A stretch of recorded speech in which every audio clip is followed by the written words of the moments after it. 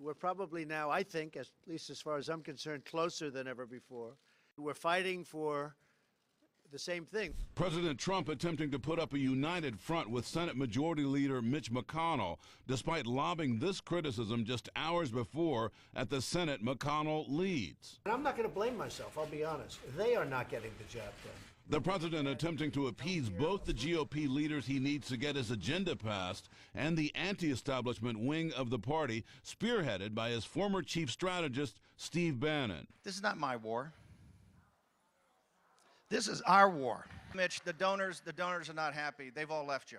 We've cut your oxygen off, Mitch. Mr. Trump backing Bannon's anti-establishment attacks during a cabinet meeting Monday morning.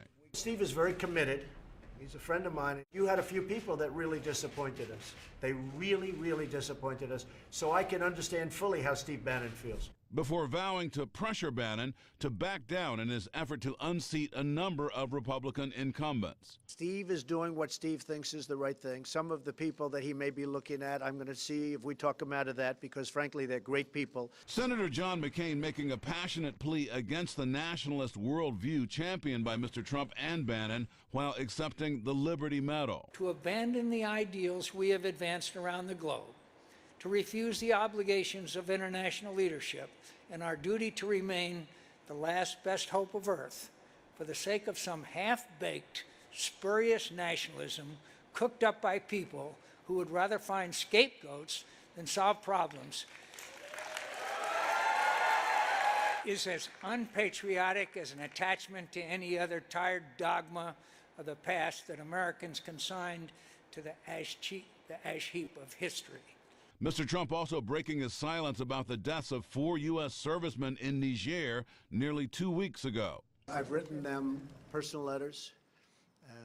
They've been sent or they're going out tonight. The president immediately growing defensive, making this false claim about his predecessors. If you look at President Obama and other presidents, most of them didn't make calls. Former White House photographer Pete Souza responding with this image showing President Obama comforting a Gold Star family. As multiple aides to the former president recall specific times Obama consoled the families of fallen soldiers.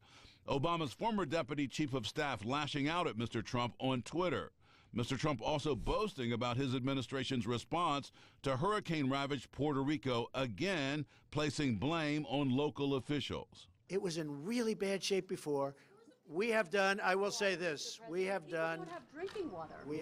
We've delivered tremendous amounts of water. Then what you have to do is you have to have distribution of the water by the people on the island. A new CNN poll shows the president's approval rating for its response to recent hurricanes has dropped 20 points since September as the majority of the island remains in the dark 1 month after the storm.